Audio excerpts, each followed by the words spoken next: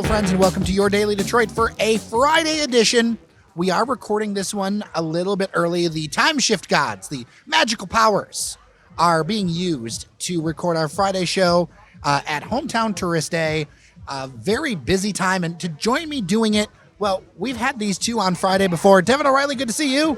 Jer, I just feel like it's very appropriate that I'm here, as I often feel like a hometown tourist. But this is an incredible event, and it's really awesome. So it's great to be here. The weather is cooperating. It's lovely. For sure. And Randy Walker. Glad I could step away for a minute to join you here at Campus Martius Park to record this episode. Right, like it's a lunch break thing. I mean, because both of you guys have the day jobs. We have day jobs. Right. The lunch break in quotations marks. Although I am community engagement, Jer, so as long as I'm engaging the community, I am at work. Someone needs to vouch for Devon. Anyway, a lot to talk about this week, whether it's stories, whether it's new things. I think first off, though, let's talk about where we've been as we do. Randy. Well, Devon and I have something in common because last Thursday I went to Alpino. It was their first week they were open, and it was a great experience. Yeah? I enjoyed the food, enjoyed the service. I'm impressed with their first week. All right. Yeah. So what am I going to expect at Alpino? Well, I mean, I think it's a very... So obviously, let's step back and just say... So you went to two different dinners. You guys didn't go to dinner together. We did not go to dinner together. No, I like... That would be cute. That would be fun. I like Randy. Well, Randy's cute and all, but my wife, I'm sorry, Randy, is a little bit cuter, at least to me. So I took her to Alpino. No, so we went for two separate dinners, basically a day apart, I think, or maybe we both went on Friday. I was Thursday, so day apart. So same menu, obviously, but it's amazing. It's really awesome to see this space because it's such a cool space. You know, it's been Cork and Bale. It's been Lady of the House. Now it's this new iteration. St. Cece's. St. Cece's. Oh my gosh, I can't forget that. You can't forget St. Cece's. So it's been so many good places. So it's really awesome to see that the tradition is continuing. They changed the interior quite a bit. They brightened it up a lot, but the bones are still there. You know, if you had been to any of those places that we mentioned, you would recognize the interior of the place. But it's kind of been upgraded, updated a little bit, brightened up. It's very, as the name suggests, very Alpine, German, Swiss type of feel, and the food reflects that. I was going to say, because of the German and other European influences here in the Midwest, this felt like an upscale version of a restaurant that I would have gone to with my grandparents 20 years ago.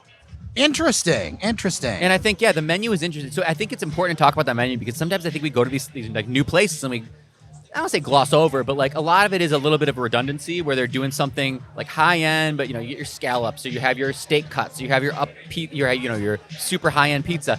Alpino, for better or worse, has a really unique menu, I think. And so I can talk about what I got. Randy, you can kind of add to that. But we got the goulash, which of course when in Rome, when in Alpine, we got the goulash, which is really tender, nice little bowl of stew. Basically, it's kind of a beef and potato stew. We got the risotto, which had a good amount of like pesto, pistachio in it. It was really, really good. We also wanted to try the raclette because they do kind of like a little mini raclette where they bring over like a piece of cheese that they then melt with a little almost like a matchstick. So it's like your own personalized raclette that they melt onto pickled purple potato wedges, basically. Ooh, so fancy. Really, it's hearty. A lot of potatoes, a lot of beef. There's schnitzel on the menu. They also have a really interesting selection of German beers, like beers that I barely, I'm really not familiar with. They had very German names. Very Germanic wine flavors, wine offerings, and then cocktails. The cocktails were nice and light. I think a lot of like gin. There were some juniper cocktails in there that were really good. So I don't know, Randy, maybe you can speak to it, but I enjoyed it. But it was something very unique for Detroit. When you say let's talk about the menu, the first thing I thought you were going to mention is that the menu is actually on a paper placemat that you see in a lot of old school restaurants. Did you draw faces on it? Didn't draw faces. They did not provide crayons for us, unfortunately. There's already a cow's face on it. Yeah, there's a cow on it. Well, that would have been a great experience. Some crayons while you wait. But yeah, I had the cocktail with the Norden Aquavit Pink Edition. You love Norden. I love Norden Aquavit, and that was a great cocktail. And then I had some of the same dishes as Devon. The risotto was probably our favorite. The goulash was also very good. My only complaint there, and this is the worst part of the meal, was the goulash was a little dry. It had good flavor, but I thought it could use a little bit more sauce with it. That's actually a good point, Randy. I would concur on everything he said. The risotto was our favorite. The risotto was our favorite dish. The goulash was good. It was probably not the least good thing we had, although it was still good. Did you get the raclette? I had the raclette. That was great, too. And then, of course, we finished with the chocolate fondue, which was pretty awesome. Tableside fondue. Some of the other dishes I had were the roasty with smoked salmon on top, so it's a crispy potato cake. That was phenomenal. And the tarte flambe, which, don't let a French person hear you say this, but the tarte flambe is a French pizza. It was a rye dough topped with onions, creme fraiche, and bacon lardons. That was probably the second favorite dish. And then for dessert, we had the two non-fondue desserts. We had the rosette, which is a vanilla wafer with a strawberry butter and a rhubarb relish topped with Guernsey ice cream. And then the vanilla panna cotta came with lemon curd and an almond Gruyere streusel. So the streusel with the dessert had that toasty, crispy, burnt edge cheese flavor in it. And that was a great contrast to the sweetness. Couple of questions. What was kind of the consistency on the panna cotta? Because that's where it can go very right or very wrong. It was a little firm, but it was still nice and soft. Not Jell-O consistency, but a little firmer than some panna cottas I've had in the past. And then my other question for both of you, worth the money? Because that's always the question everybody asks. Is it worth the money? I'm going to jump in and say it was, because it's also a lower price point than I'm used to. So, I mean, I'll just kind of say it, gosh, we got 5 items, 2 drinks each. We walked out for $160, which in Detroit, like, God, that's $250 if you go to some of these restaurants. And my friend and I, we had 8 dishes that we split between us, 2 cocktails and a bottle of wine, and before tip, it was $186. So it is Jared, honestly, for what all you get, right? Yeah, because that's the thing that kind of stunned me when I was recently in New York, as we've talked about. The prices there were not as high as I remember. Like, they were high, but I'd seen places in Detroit with New York-like prices, and these prices seem like a lot more, like, obviously, this is still a fancy night out. This is a nice night out. It's not fast casual and freshy or whatever. It is, but it's also not like going to Grey Ghost or Selden or She-Wolf. So it is, it is very, the food is approachable. I would say the food is approachable. The price point is really good. Makes for a great date night out. As far as approachable goes, I would say a lot of these are just fancier versions of stuff you might already know. Like the gherkin salad. Who in the Midwest hasn't had creamy cucumbers at a summer potluck? That's true. I mean, I tend to avoid the creamy cucumbers, but I've had them. I grew up with them. Yeah, I love them. But you also like that other stuff. Pickled bologna. That's what you're talking about, yeah. Yeah, I like my vinegary foods, apparently. And it also bears mentioning that with the weather breaking, the beautiful patio, we were peeked outside, so if you remember, again, the previous iterations of this restaurant, Lady of the House, for instance, had a really nice patio, and the patio is going to officially open on May 22nd, so if you want to go check it out, they will also have some nice outdoor seating as well. Yeah, I remember that now. I had totally forgotten about the patio. So since it's Hometown Tourist Day while we're recording this, let's do a little fun game in that what are your favorite tourist spots in Detroit, right? So for us, we're always trying to highlight the lesser known or something interesting or something new. But there's a lot of places that are kind of on like the regular list, but maybe people don't know it, or maybe it's some place that you actually like that people might be like, oh, well, that's where everybody goes, but you actually like it. I'm going to say, just because I was there recently for the first time, Caju Cafe. Okay. Interesting. See, I feel like that straddles the line between touristy and local, which finds it really interesting to me. Yeah. Because it's one of the few Belgian bars, one of the few places you can do feather bowling on the east side. Yeah, I had never seen feather bowling before. A friend and I went out to Caju Cafe. We didn't bowl ourselves, but there were a couple of teams there playing, and it was fun to just sit back and watch them, drink some cocktails, and eat some delicious Belgian food. And they've done a killer job with that patio. They've really put a lot of work into it since the pandemic. Yeah, it's a great spot there. It is gorgeous. The people were very nice, and it was just a fun vibe. So I'm going to just do a quick little twofer. So first of all, the actual specific place. I feel like I've alluded to this before, but, new restaurants have come and gone, and Selden Standard, to me, I know at this point, Selden Standard is almost an institution. It's been around almost 10 years at this point. It is still the best restaurant to me. I would go there if you said you go to one restaurant in Detroit, that's it. Really? Selden Standard is still the favorite after all these years. So I know it's still a big tourist destination, both local tourists and outside of the town. But Selden Standard is still the best for me. And then I don't care how on the nose it is. Campus Martius. I know we're here today, but just hanging out in Campus Martius, even when it's not as lively. Shameless plug. Yeah, I love people watching. I'm a huge people watcher, and even when there's nothing going on in downtown, there's always something going on in Campus Martius. So I will just post up, hang out in the grass, hang out near the ice rink, hang out near the beach, whatever's going on. It's just my favorite place to just spend time in the city. Mine is going to be so cheesy, but it is definitely the cafe in the DIA, that courtyard Kresge there. Court. Kresge Court. No such thing as too cheesy for this, Jared. It's okay if it's tourist and cheesy, but you like it. Oh, I do. And, when I used to live near the DIA, I would walk my dog on the grass over there and around it. The DIA is a great place and a great asset, and it's free to go to if you live in the Tri-County area. And that cafe there, I was at an event. Actually, Randy, you were there too. Yeah. With some friends. And it still holds up as a great place to meet people. Great seating. You get a little bit of an outdoor vibe, but it's covered so that, if it's raining or terrible out, you can still enjoy it. You can sample the DIA. Here's the other thing. If you live in Metro Detroit, I don't see why you don't sample the DIA.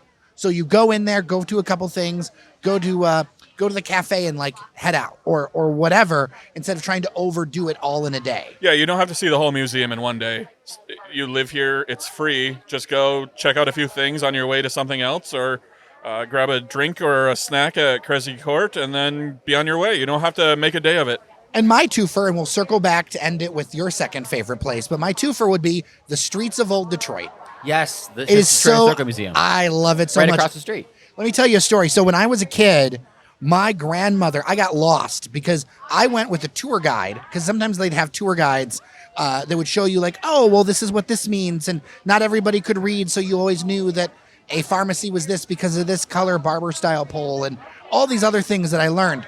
Well, my grandmother had lost track of me because I just signed myself up for this tour all on my own, and she was absolutely worried. They were searching everywhere for me, and here I am, just in the middle of the tour group, because back then the animatronics worked. Oh, because back in the day, do you remember them? No, Jerry, I missed that. You missed it? Oh my gosh! I wish I would have got the animatronics. Would have made that experience so much better. There's nothing like the blacksmith. It's clink, zzz, clink.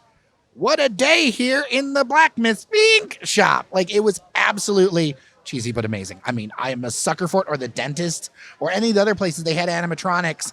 And the bank. I remember the bank. That's where I learned that women couldn't get bank loans until recently, because they're like, ma'am, you can't get a bank loan even though your husband died. And I was like, oh, I didn't know this. The only thing that sounds like it could have made that place better is a working pub that would have been in there on the old streets of Detroit. Have you been to an event down there? I haven't. Oh my gosh, events down there. It's a little pricey to rent, understandably, but I feel like if we could do an event down there, that would be a lot of fun. You can go through the different places. You got to watch those wooden streets, though. I don't know how on earth we did wooden streets. I always thought the streets were boards laid across. No, it was actually stumps. They were merged together. They would cut it horizontally. It wasn't long ways, it was horizontally, and then they would place the stumps together like cobblestones. I had no idea. Well, it's probably for the better, Jared. People don't need to be tripping over stumps. Yeah, we make jokes about roads now.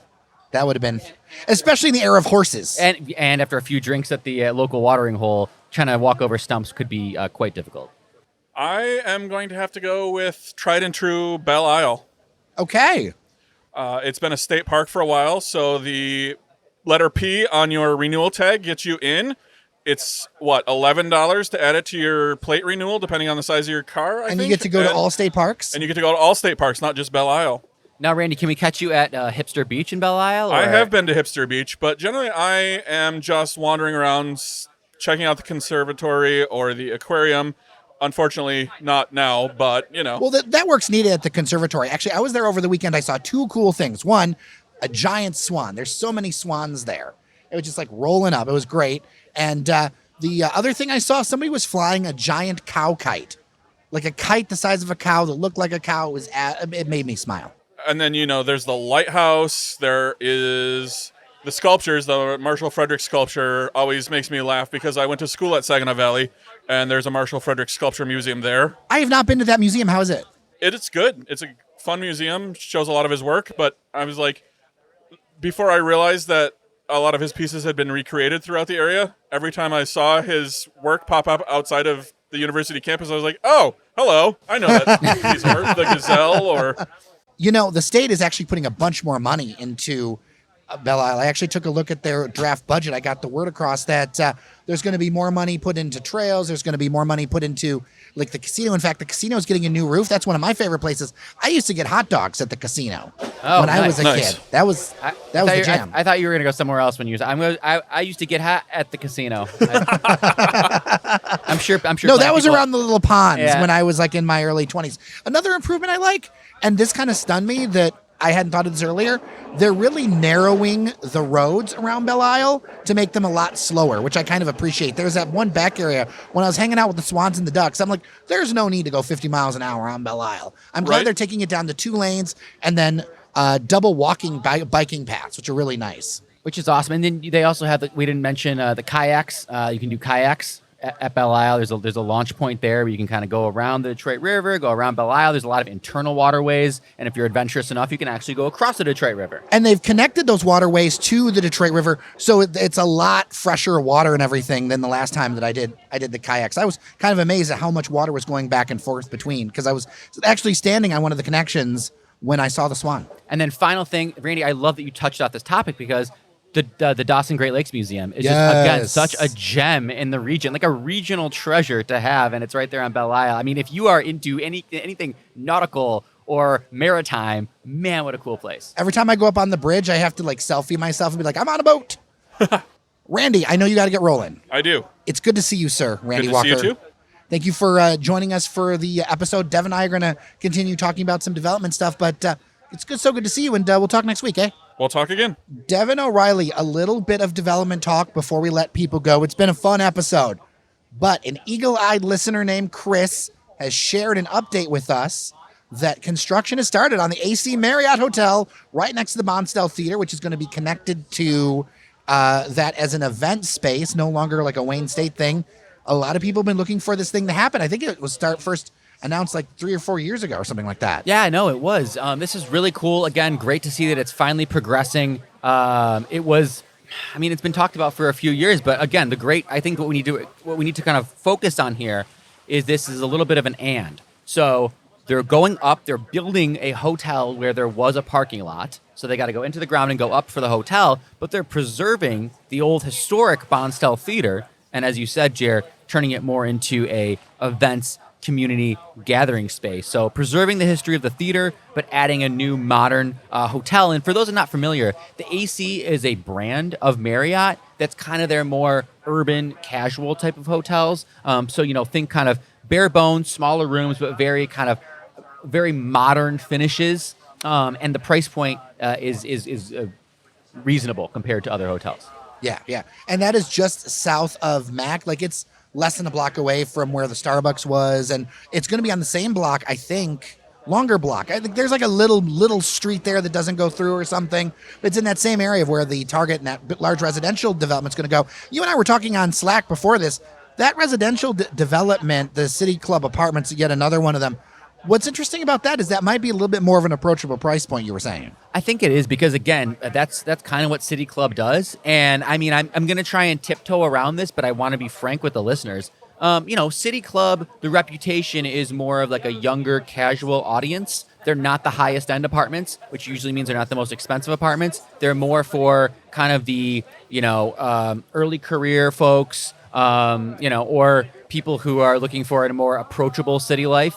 They're not some of these bedrock, high-end book tower developments. So I'm not saying that I know, but I'm saying that from previous iterations of city clubs in Detroit, like the Renaissance City Apartments, for instance, it should be more approachable and a better price point for individuals looking to maybe get their first place in the city. It's so hard for me as an elder millennial. When I hear City Club, all I think about is the Leland Hotel, and I think about industrial music and people with duct tape. Well, Apparently, there's duct tape on the Leland Hotel these days. Apparently, there's some kind of thing going on He's over getting there sued. too. Yeah. The owner is getting sued because apparently it's in quite a bit of disrepair.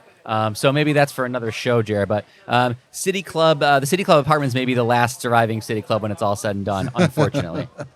There's another lawsuit the city's doing too with that large mammoth over there. I think it's on Grand River. That mammoth.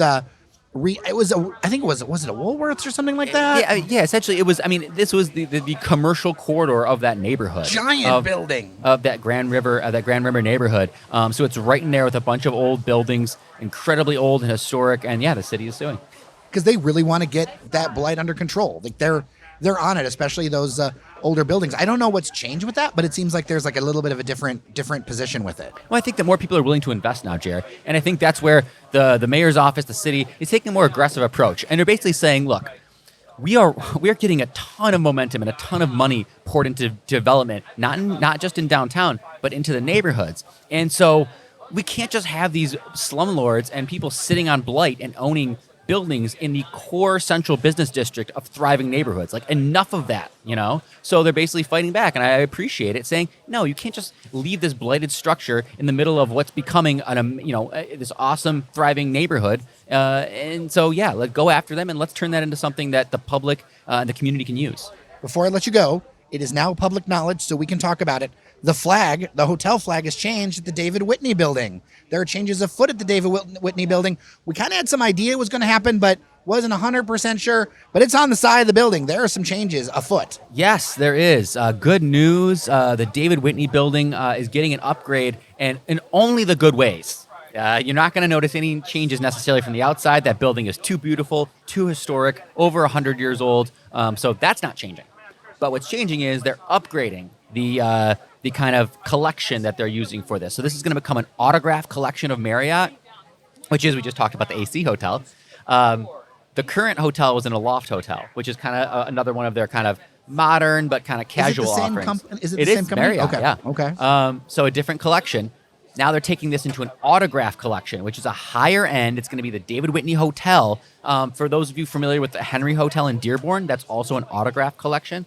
And so that means you'll get upgraded rooms, probably larger rooms in some cases. They're going to renovate the bar, the WXYZ bar. It's going to need an upgrade. And they're finally 100%, I'm telling you, 100% getting a food and beverage restaurant concept on that first floor facing Woodward.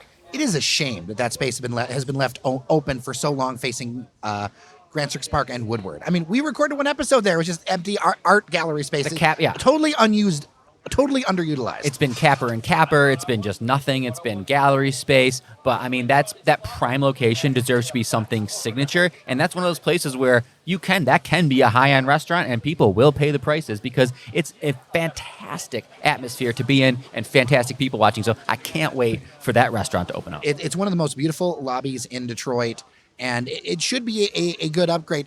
I will tell you and be honest with you that until recently, I did not realize that there were some hotels that kind of worked like car brands where you had like different levels. Like, I didn't realize it was all connected together. Yeah, it's one of those things, kind of like the airlines, I guess. The hotels there's like 5 brands of hotels, and then within that, like, everything just kind of folds up under, a Marriott, a Hilton, whatnot.